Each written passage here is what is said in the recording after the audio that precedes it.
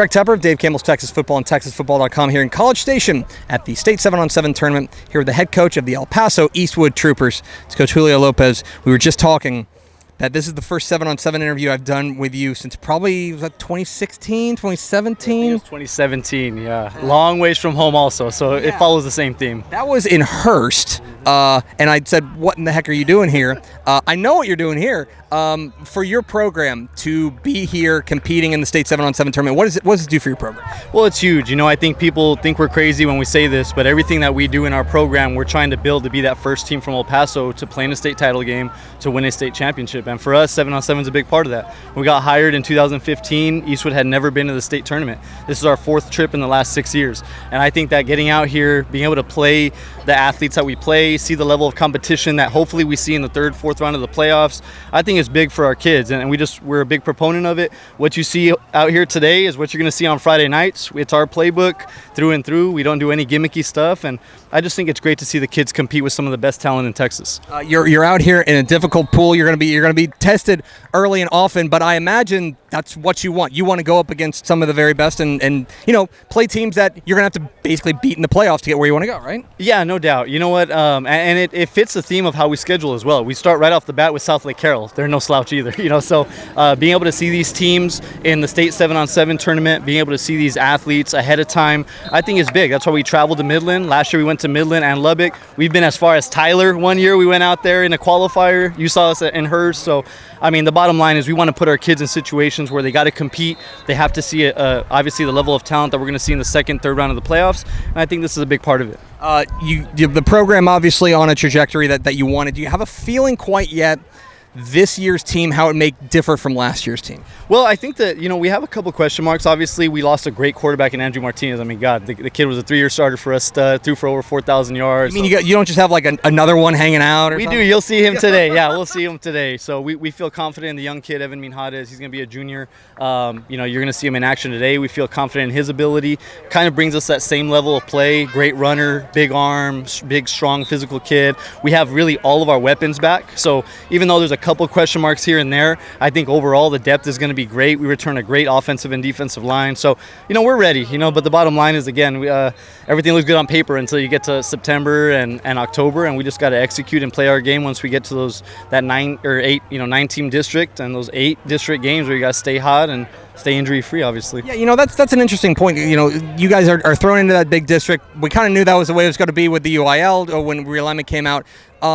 Does that make scheduling those non-district games even more important to make sure, you mentioned South Lake Carroll. You don't have to do that, you know what I mean? But obviously that's something you want to do. Does that make it put even more of a premium on those non-district games? Yeah, definitely. When we got hired in 15, we had 3 games to play around with. Then we went to, I think, 5 when we moved down to 5A. We went back up to 6A. We had another 3 to play around with. We scheduled Smithson Valley last year. That was a great environment that I really felt got us ready for Abilene and then got us ready for Boswell and Lubbock in the playoffs. So, for us, South Lake Carroll, people think it's this, like they're the state championship game. That's only the second round for us, really. That's kind of crazy to think about that, but that's why we schedule them. We want to challenge ourselves. We had 2 games to play around with, so we are strategic try to be strategic when how we play those and when we play those and who the next opponent is. But we're just excited for the challenge, and we know our kids are excited for it as well. Okay, and finally, coaches are not allowed to coach in this game. There's a different vibe with different coaches. How are you behaviorally while your team is out there competing? Well, we brought lawn chairs. I won't sit in the lawn chair. You won't see me in that lawn chair the entirety of when we're playing.